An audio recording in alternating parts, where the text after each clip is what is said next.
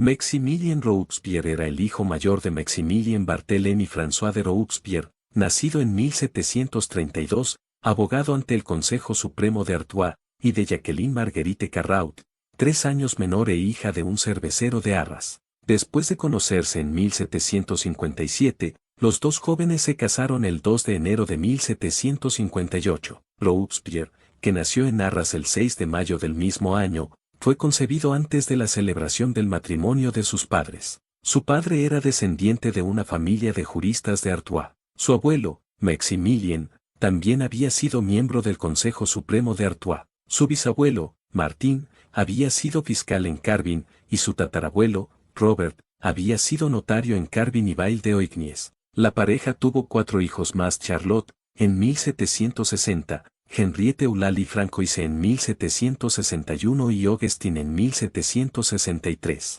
El más joven nació el 4 de julio de 1764, pero la madre murió 8 días después, a la edad de 29 años, y el recién nacido, a continuación. Robespierre tenía entonces 6 años. Según las memorias de su hermano Charlotte, su padre, François de Robespierre, habría abandonado a sus hijos después de la muerte de su esposa. En cambio, según el historiador Gerard Walter, existen huellas de su presencia en Arras en marzo y en octubre de 1768. Además, 2 cartas suyas enviadas desde Mannheim confirman que vivía en Alemania en junio de 1770 y octubre de 1771. Al año siguiente, según el registro del Consejo de Artois, se ocupó de 15 litigios entre el 13 de febrero y el 22 de mayo. Finalmente, en marzo de 1778, a la muerte de su abuelo, se encontraba ausente, ya que se hizo representar en un juicio ante el escabinado de Arras. A partir de ahí, si se da crédito a este documento, se pierde su rastro. El abad Proyard, que afirmó haber conocido personalmente al padre de Maximilien, cuenta que, tras haber vivido algún tiempo en Colonia, le habría comunicado su deseo de viajar a Londres y, desde allí, al Caribe. Esta hipótesis, discutida por Albert Mathies, es rechazada por Gerard Walter y Auguste Paris. Un acta de enterramiento descubierta por Irmgard Orl en 1956 indica que el padre de Maximilien murió en Múnich el 6 de noviembre de 1777, donde había sido maestro de idiomas, Sprachmeister. Así lo admiten Catherine Fouquet y Henry Guimard. En todo caso, tras la muerte de su padre, las 2 niñas fueron acogidas por sus tías petenes y los 2 niños por su abuelo materno, Jacques Carraut. En 1765 fue matriculado en el Colegio de Oradores de Arras. En 1769 obtuvo una beca para estudiar en el Liceo Louis le Grand de París, donde destacó académicamente, en especial en filosofía y derecho, y fue compañero de escuela de otros futuros líderes revolucionarios, entre ellos Camille Desmoulins y Georges Danton. Una leyenda muy difundida sostiene que, en junio de 1775, Robespierre fue escogido de entre todos los alumnos del Louis le Grand para recitarle unos versos en latín al recién coronado Luis XVI, y que éste, después de escuchar sin el menor interés al joven, se habría marchado rápidamente, sin siquiera bajarse de su carruaje, para evitar mojarse con la lluvia. Robespierre se graduó de la Escuela de Leyes en 1781 y ejerció la práctica privada en su natal Arras, con moderado éxito. Robespierre decidió presentarse a las elecciones a los Estados Generales de abril de 1789, haciéndose conocido en su localidad por su panfleto Adresa a la Nation Artesienne. Si bien los principales terratenientes de la provincia se presentaron para la elección, el 26 de abril Robespierre fue elegido como el 5º diputado del tercer estado. Al reunirse los Estados Generales en Versalles el 5 de mayo de 1789, la pasión de Robespierre empezó a ser evidente. Mirabeau dijo de él: este joven hombre cree en lo que dice, va a llegar lejos. Ferviente partidario de las ideas de Rousseau, ya le empezaba a dar forma propia en sus discursos en la Asamblea, que eran tachados de extremistas por la mayoría. Gran orador en la Asamblea Constituyente, a la que dirigió unos 150 discursos hasta 1791, se fue perfilando como uno de los líderes del pequeño grupo de extrema izquierda denominado despectivamente por Mirabeau como las 30 Voces. Desde la época de los Estados Generales, Robespierre había participado en el Club de los Amigos de la Constitución, que al trasladar su recinto al edificio de los monjes jacobinos, dominicos, serían reconocidos como los jacobinos. Rodeado de personas del origen social parecido, y al volverse cada vez más un club muy restringido, Robespierre fue ganando terreno hasta convertirse en el líder del movimiento en el verano de 1792. La fuga del rey y su detención en Varennes arruinó las posibilidades de una monarquía constitucional viable. Si bien Robespierre guardó aparente cautela, miles de manifestantes decidieron pedir la abdicación del rey en el campo de Marte el 17 de julio de 1791, pero fueron dispersados a balazos por el batallón al mando de Lafayette. Los líderes de izquierda temieron por la reacción. Marat pasó a la clandestinidad, Danton a Inglaterra y Robespierre se mantuvo en París, refugiado en la casa de Maurice Dupleix, un ebanista que residía en la Rue Saint-Honoré y simpatizante jacobino, lo que reforzó su posición al mantenerse en París y con su club durante esta grave situación. El 30 de septiembre, en la disolución de la Asamblea Constituyente, Pétion y Robespierre, que gozaban de un tremendo apoyo popular, se convirtieron en dos de las figuras más representativas del momento. Robespierre denunció la guerra de Francia contra Austria por considerar que Francia no estaba preparada para un conflicto de tal magnitud.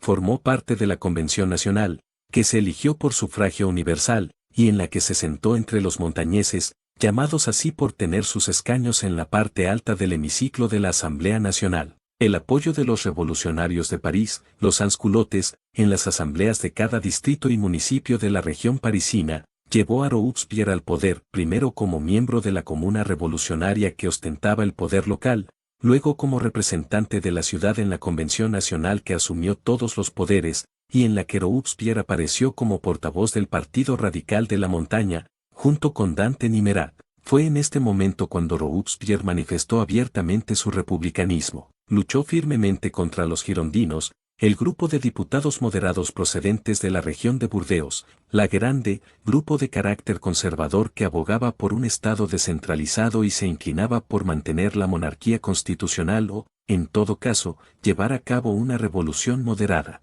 Ya antes, Robespierre estaba en desacuerdo con los girondinos sobre la conveniencia de la guerra contra las monarquías europeas, que los girondinos defendían con el argumento de llevar la libertad a los súbditos de los reyes. Robespierre estaba en contra, convencido de que nadie quiere a los misioneros armados. Los girondinos constituían un grupo de presión político muy fuerte en la Asamblea Nacional, pero al oponerse a la línea de firmeza republicana radical que representaban los jacobinos y tras su rechazo a la ejecución de Luis XVI, Robespierre no cesó de atacarlos salvajemente en sus discursos. Finalmente, en 1793, Robespierre, apoyado por unas masas populares convenientemente dirigidas, dio un golpe de Estado y desmanteló el grupo girondino, arrestando a todos los dirigentes principales que pudo capturar. La situación de la República en ese año de 1793 era de extrema gravedad, acosada en sus fronteras y con graves disturbios en su interior. Existía, asimismo, una seria desconfianza hacia el poder de los gobiernos, y la línea política jacobina propugnaba que la Asamblea Nacional fuera el centro del poder político, siendo los ministros meros ejecutores de las políticas emanadas de la Asamblea, con lo que Robespierre controlaba de este modo todo el poder. El acoso sufrido por la República provocó la formación del llamado Comité de Salvación Pública, dotado de poderes especiales, pero que debía rendir cuentas ante la Asamblea mensualmente de sus decisiones y actividad. El 9 de Termidor del año y, el 27 de julio de 1793, Robespierre entró a formar parte del Comité de Salvación Pública y gracias a su prestigio se convirtió en el principal dirigente de la nueva república, el de la dictadura jacobina, obligada a proponer y ejecutar medidas excepcionales que se consideraban indispensables para salvaguardar la república de las graves amenazas tanto internas, guerra civil en la región de Vendée, como externas. Actuar en ejercicio de la virtud, esto es, ejercerla individual y colectivamente, es una de las claves del pensamiento republicano de Robespierre, pero en los momentos históricos que atravesaba Francia y su nueva República Democrático Popular, la del periodo de dominio jacobino, el peligro que representaban los enemigos de la República era real. Los legitimistas franceses, los expatriados franceses en Inglaterra o en los reinos alemanes y los conflictos constituían una amenaza. Robespierre consideraba que la República debía defenderse de forma contundente y rápida, arrebatando a sus enemigos la iniciativa, y a esa acción la denominaba el terror, esto es, según él, la aplicación inmediata de la justicia republicana con el objetivo de neutralizar a los enemigos de la República. De esta forma, el terror, en el lenguaje republicano jacobino, es una acción en defensa de la virtud, al objeto de defender el bien público, la república, estando obligado el Comité de Salvación Pública que asumía la defensa de ésta a dar cuenta pública de sus acciones. Desafortunadamente, la puesta en práctica de tales principios a manos de algunos delegados en misión, comisarios delegados en las provincias, condujo a la ejecución de todo sospechoso de ser contrarrevolucionario. El periodo del terror supuso la muerte en la guillotina de miles de personas, muchas de ellas obreros y campesinos, pero sobre todo fue un símbolo de ruptura total con el pasado absolutista y la monarquía. Robespierre había sido un firme partidario de la abolición de la pena de muerte, pero su percepción se modificó al asumir la obligación de defender la república de sus enemigos, llegando a considerar que estaba justificada, siempre y cuando el ejecutado fuese un enemigo. La dinámica de continuos enfrentamientos internos sometió a la república de Robespierre a una gran tensión. Robespierre jugaba un papel más o menos centrista en el gobierno revolucionario. Se enfrentó a los ultrarrevolucionarios o hebertistas, seguidores de Hebert, 24 de marzo de 1794, así como a los llamados indulgents, agrupados en torno a Danton y Dumoulin, 5 de abril de 1794. Actuando según el procedimiento habitual, el Comité de Salvación Pública procedió a eliminar a la oposición, tal y como se había hecho con los girondinos. Danton, Dumoulin y Hebert fueron detenidos, juzgados sumariamente y ejecutados en la guillotina. Maximilien Robespierre trató entonces de imponer su ideal de república democrática y virtuosa. El terror, sin virtud, es desastroso. La virtud, sin terror, es impotente, cita requerida.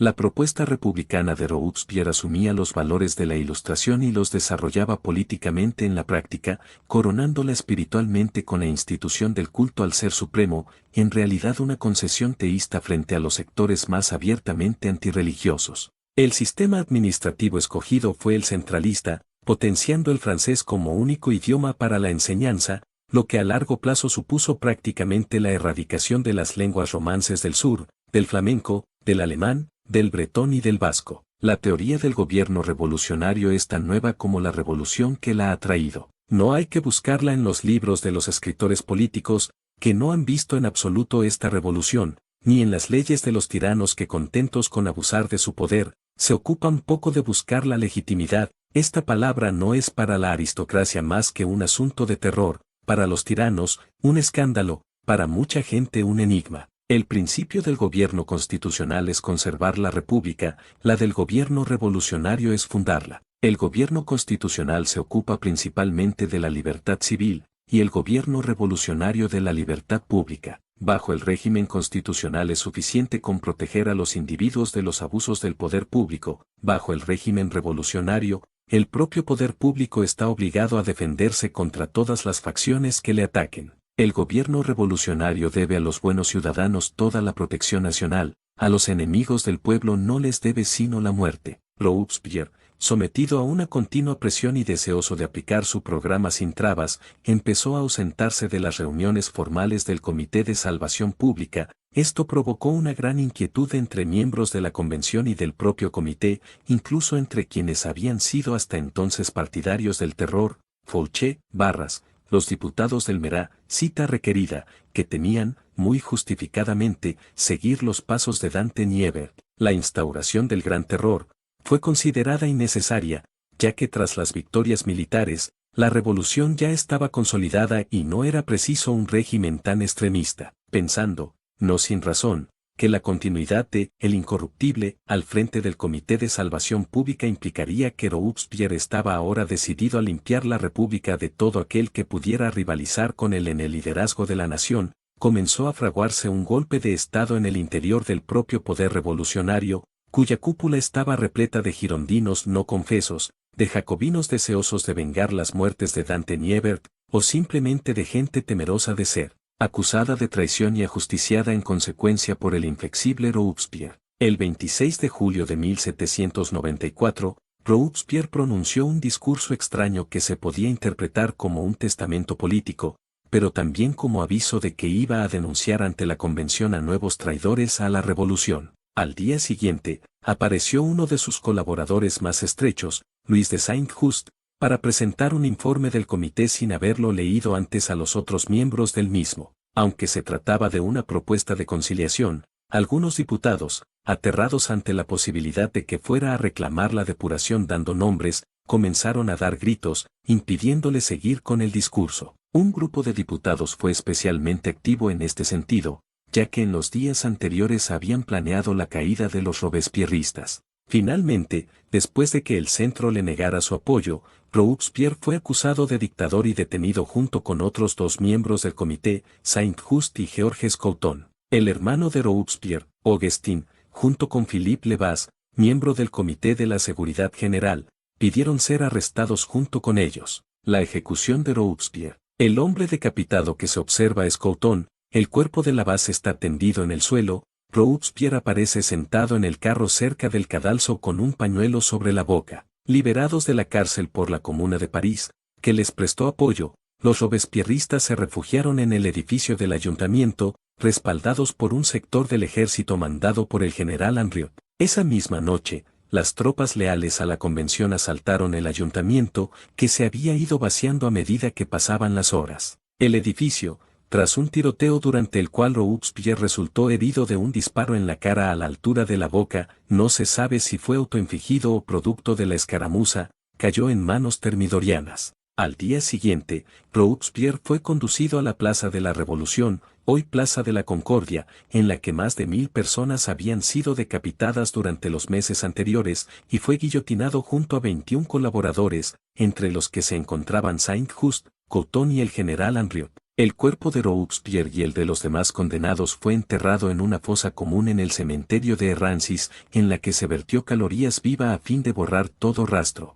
Su caída acabó con el terror y con el furor republicano. Sin dudas Robespierre era un hombre que al inicio tenía buenas propuestas y que luchó para llegar a donde estuvo, sin embargo él se dejó llevar por el poder, y contradijo sus ideas antes propuestas y se terminó convirtiendo en lo que jugaba a destruir.